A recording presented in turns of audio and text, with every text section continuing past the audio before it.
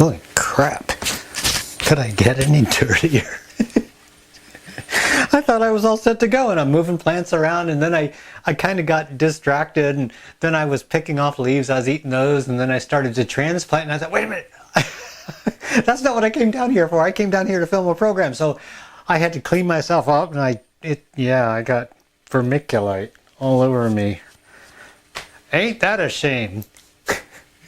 Hello everybody, welcome back to the Voodoo Garden. My name is Ray. I am the host of this ever-growing green menagerie of good things I lovingly call the Garden of Voo. It's looking good. I don't know how else to say this. It looks really, really good.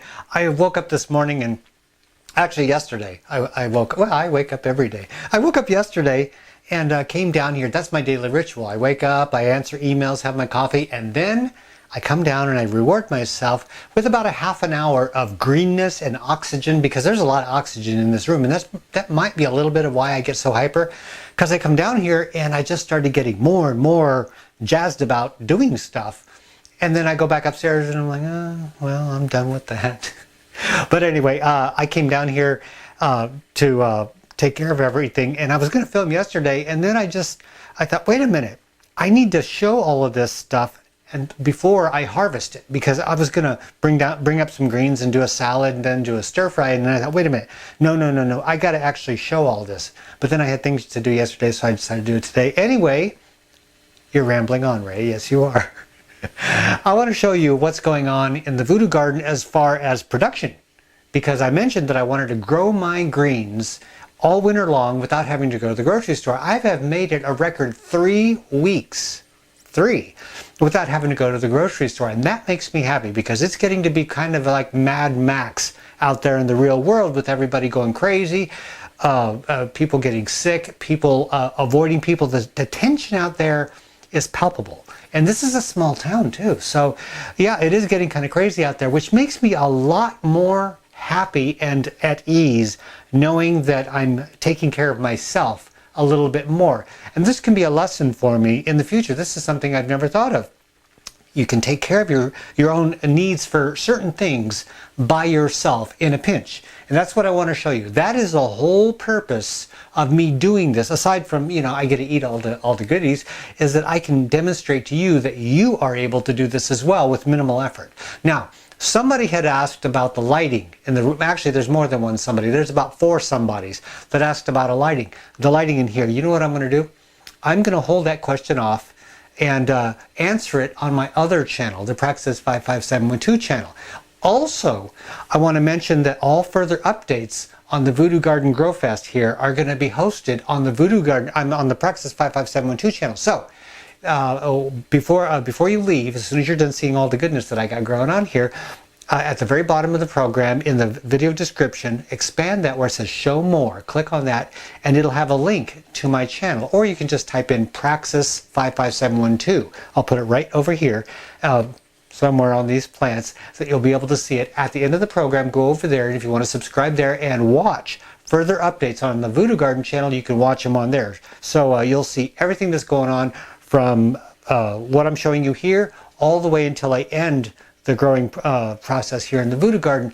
Also, as a bonus over there, if you have questions concerning any of this stuff or any kind of gardening question at all, you can post it over there, and I will answer your questions on the air, on a program, on a section that I like to call Weekend Edition. It's really, really fun, and my answers can sometimes be a little bit interesting, as I like to say. Anyway, aside from that, I just wanted to clear that up. I want to get to it because I'm really excited about this, and I know you are too. You're all looking over here. You're hearing me, but you're looking over here. I know what you're doing. Come on over here, have a seat in the green forest of Voo, and see what I've done in just the last couple weeks. Oh, this is a beautiful sight, isn't it? All kinds of green stuff. It is frigid outside. There is snow and ice, and we just had a snowstorm like you would not believe, and yet in here, it's summer. Yes, it is. I'm going to start way over here in the back and work my way forward. How's that? This is called Bodacious sweet corn. Yep, indoors. Yes, Ray, you can't grow corn inside. Okay, yeah, well, yes, I can. I love it when people say I can't do something while I'm showing them what I'm doing. You know, one of the nice things about this is I rubbed a leaf and it smells like a cornfield. If you've ever smelled a corn plant or lived in Kansas or Iowa or Nebraska, any of those states that grow corn, you'll know what I'm talking about. The smell of a cornfield in July, oh, it's fantastic. I'm growing this not for the corn because I don't think it's going to grow big ears of corn. You never know. This is the Voodoo Garden and all things are possible. But what I'm really growing this for is the leaves.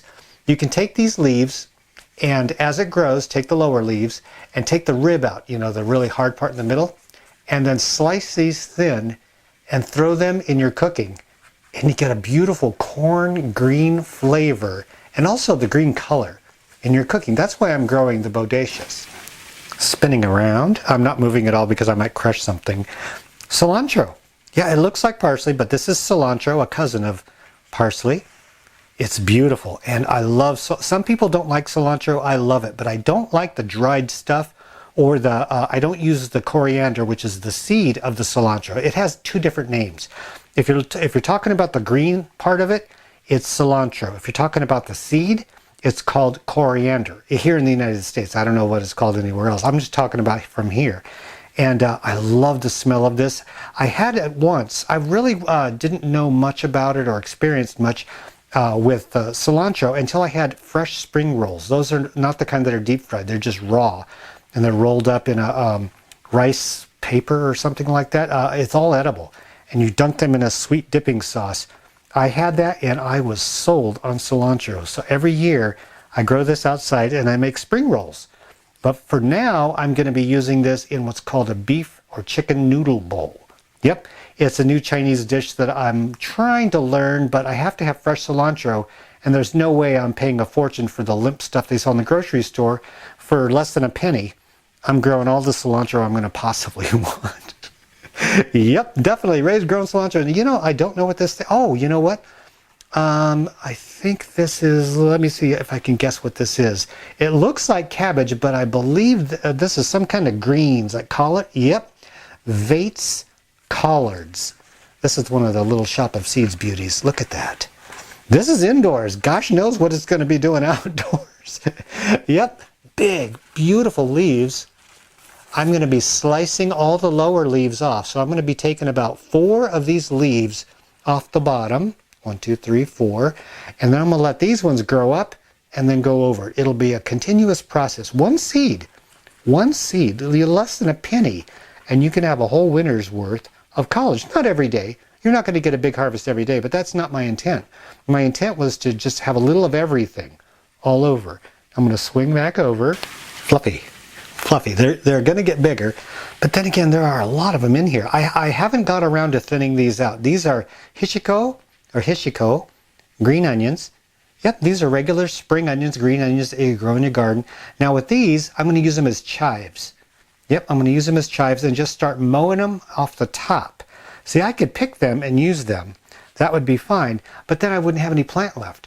With onions, you can always just keep mowing them like grass, take the tops off and use them in your salads, soups, sandwiches, cooking, all the different things that you use onions in, and they'll grow back over and over. It's like mowing your lawn. So you get a never-ending crop out of just a pinch full of seeds.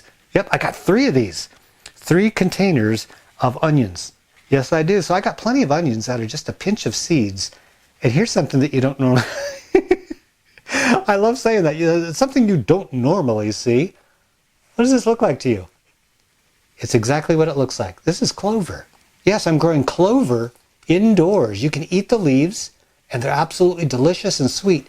But this is called crimson clover, and it's grown for the giant red flowers. I've never grown this in my life, so I wanted to see if I could do it indoors, and I can.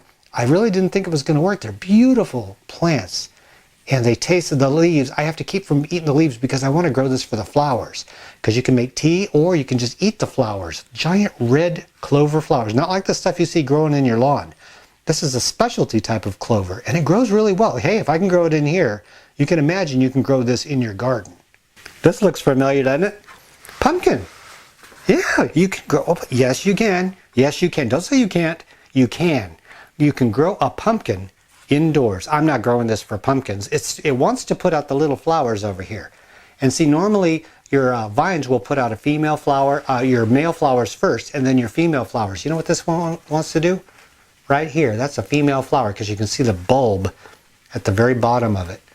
Yep, it wants to put out female flowers first. And even though it wants to do that first, they're not going to get pollinated because it has to be male flowers. Now, it wants to put out other flowers over here too.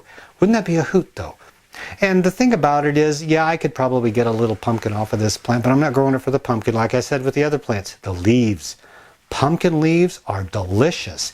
And I will let it put out a couple flowers here and there because pumpkin flowers are absolutely delicious. You can deep fry them, but you batter dip them and fry them.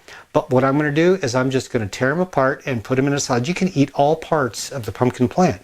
The leaves you can dice up. So the old big leaves at the bottom, as they start getting faded like this, I'm going to take them off. It promotes more leaves growing up, and this will vine up the wall in the Voodoo Garden. Sorry, I'm moving the camera. And it'll put out more and more leaves. Just more variety to add to my dinner. Those of you who love kale, and those of you who don't, look at this Scotch curled kale. You know, one thing that I noticed about these plants, the variety, the colors, but also the textures. Look at that. It's a beautiful plant. It is. It has the most beautiful aqua green, dark green, but kind of an aqua green color. The older the leaves get, the lighter they appear and the more blue they have in them. Yep, I'm going to be cutting these lower leaves off, dicing them up, and eating them. I like to eat these raw. Some people steam it, cook it. I prefer to eat it raw. And I'm dying to get these taken off. So I'm going to just go all around the plant and take all the older leaves off, and these other ones will grow up. These will actually grow taller and fan out. It's going to be a beautiful thing. And then over here, these are the two stars of the show. I got to show you this. We have one over here on the right, and I started them out in this size pot. Now I got to warn you, this comes with a caveat. Look at this pot. This is an 8-inch pot, right? And there's only one plant in here, but look at the size of that thing. Yes, the leaves become ginormous on these plants. And I have been harvesting these leaves. The leaves are about maybe 18 inches long. Yes, they are. They're about 18 inches long, and you get a huge amount of these things. Now, the downside to this is an incredibly leafy plant. It puts out leaves like you wouldn't believe. By the way, this is Michihili Asian cabbage. Not to be confused with bok choy. It has bright white ribs, dark green leaves, and sometimes they will grow up. Now, of course, these aren't going to grow as upright because the light isn't as strong. Now, when you get good, strong outdoor light in the summer, these leaves are going to be a lot darker green. They're going to have a lot more, I call it lingen. I think that's the word for it. But that and turpid pressure, water pressure inside the leaves, and that enables them to stand up and aim towards the sun. So it'll be a more compact plant. But in here, it kind of fans out. Now the one over here to the right, before I move on, I have to water this thing almost every day because it takes so much water to keep this plant from wilting, and the pot is so small. See, that's the problem. You got to make sure that you have the right size pot. So what I did was I took its twin, and they were twins, and I put it in a pot over twice the size. Now this one I don't have to water every day. And as I was filming an earlier section of this, I bumped up against this leaf and it broke. But look at that. It's a beauty, isn't it? Strong, green, and let me tell you something, absolutely delicious. I've eaten so many of these. It puts out one seed, will put out so many leaves, and this is all the way around the plant. This isn't just one. I'm not showing you just one giant, big, beautiful leaf. Look at this. I want to show you this not as a boast, but as encouragement for you. Michihili. And this is, all of these are the Little Shop of Seeds, because I didn't want to go online and order stuff when I have seeds that I can grow here, and these are the ones that we have in Little Shop of Seeds. And of course you can get these seeds anywhere, but look at that. Just 2 seeds are growing all of this. This thing would be incredible in your garden, wouldn't it? Grown outdoors. But see, this is what I'm talking about. All the greens that you can get just growing in a small space indoors in the winter with nothing really special. If you got a bright window or a bright light, arugula. Yep, arugula is getting nice and thick. I have to thin this out because there's 3 or 4 plants in there. And I did that because I didn't know how many would grow. Turns out they all grew. So I have to thin this out so that it won't be quite so anemic. Now, one nice thing is that the anemic ones are nice and tender. But I want to grow bulk. And so I want to make sure I thin these out so that they'll grow bigger leaves like this over here. Yep, the more you crowd them in, the less large leaves you're going to get. So you want to make sure that you give them space to grow in here. This little beauty, I'm not eating the leaves. This is an investment for next year. Well, actually later this year, it's 2021. By the way, happy 21, folks. Yep, we finally get out of that gosh awful 2020. And this year is going to be a blockbuster. I have that gardening feeling that this year is going to be something else. This is the Praxis cherry tomato. Only, I think, what, a month old? Look at this plant. This is one plant. One plant, no pruning. It's just getting started. This is going to be something. Look at the strength in that. The baby plant. That's not a cutting put in there. That is just from a seed. Yep. I'm going to be taking cuttings from this as it grows throughout the winter and then putting out more plants. This is what I'm going to harvest the cherry tomatoes off of for the seeds, for a little shop of seeds. Yep. The Praxis cherry tomato. And finally, what green garden would be complete without lettuce? And not the old standard boring head lettuce. I do like head lettuce, iceberg lettuce, but there are so many other things to grow. The one that I promote the most is Gourmet Lettuce Mix. That way, if you don't know what kind you want, this is a mix of a whole bunch of different lettuce seeds, and you sprinkle it into your garden and you get a bunch of different types. So you can pick and choose. Some mature quicker, some later, some are bigger, some are shorter, different textures, flavors, colors, all included in one. This one is some kind of fiddle leaf lettuce. Look at that. It looks kind of like the arugula, doesn't it? Has a nice, delicious, smooth flavor, almost like a butter crunch, but not quite. Now over here, this one, look at that. Look at the color. It has like a rusty color to the leaves. That's not an off color. That's the color it's supposed to be. And the leaves, when I touch them, they feel like they're almost wilty soft, but they're not. This is a well-watered plant. This stuff melts in your mouth.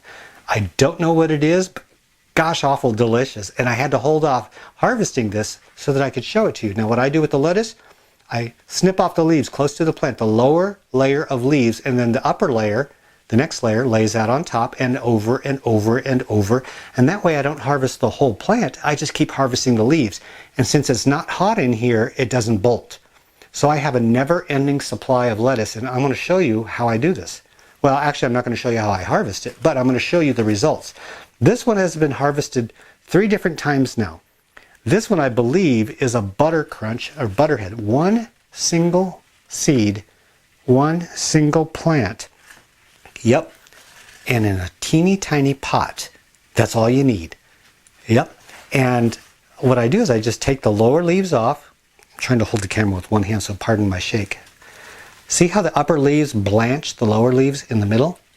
And then the part that faces out to the sun gets more sun. So what I do is these are tender. This part normally tends to be the most crunchy, hard, bitter part, but since it's blanched, it's more tender and sweet. And the part that's usually tender and sweet is out here getting the green. It's nutritious, delicious, and oh yeah, I got more than one. See? Not bad. Just a few of these plants and you are set. Now this adds to all the other fun stuff that I just happen to be straddling here. Hopefully I don't go breaking any of it. I add all these together and I have variety, deliciousness, and inexpensive fun to grow. You'd think after doing this for, gosh, what has it been in the Voodoo Garden? 10 years? Something like that? Maybe, yeah, around 10 years, give or take. You think after doing this for 10 years, it would be old hat, so to speak. It would just be common every day. Yeah, you're growing another plant, but you know, it's not. Every day is fresh, it's beautiful, it's green, and now this final season of the Voodoo Garden, it's delicious. I've added that to the Voodoo Garden roster. I've had a great time. I've had an incredible adventure here teaching myself See, there's a lot of things that I learned. I wasn't teaching how to do things. I was teaching how I'm doing things. So you've seen throughout the history of the Voodoo Garden, beginnings, successes like crazy, failures, monolithic failures, lessons learned, adventures, experiments, and there's never an end to all of this. It never ends. You know, the Voodoo Garden programming, like I mentioned at the beginning of this winter, is that the Voodoo Garden is going to stop production of filming, but the adventure never stops. It never does stop, and I want to encourage you that anytime that you're stuck inside, and 2020 was an example of that. When you're stuck at home, when you have other things that you want to grow, things that you want to try, and people tell you don't do it, that's when you do it. And that's what the whole purpose of the Voodoo Garden was, thinking outside that box, growing outside the box, and trying new and delicious things that you normally wouldn't have thought to do. And that's one thing I wanted to encourage people to do, is to try something different. And in my adventure of trying to encourage you to do that, I did it myself. So I taught myself that there are things that I didn't think were possible, and it turns out they are. All things really are possible here in the Voodoo Garden. And it's not a place, it's a state of mind, it's a way of thinking, it's a way of growing. And you can interpret this as indoor growing, or you can take it to the outdoors and try different things as well. If you have an idea, give it a shot. People might tell you you can't do it, but those people are so busy telling you you can't do it, and you're out there doing it, and you're enjoying yourself. And that's what I like to make certain that I give to you from the Voodoo Garden, is that you can do a lot of things as long as you have confidence in yourself and you take a chance. So updates will be served up fresh on the Praxis 55712 channel. If you have any questions, concerns, anything at all, post it in the comment section. I will be more than happy, no matter when it is, where it is, I will answer your questions to make sure that you keep on growing and you keep enjoying yourself while you do it. Thank you for joining me here in the Voodoo Garden. It's been an absolute pleasure. This is Ray, and as green little friends, we are out of here.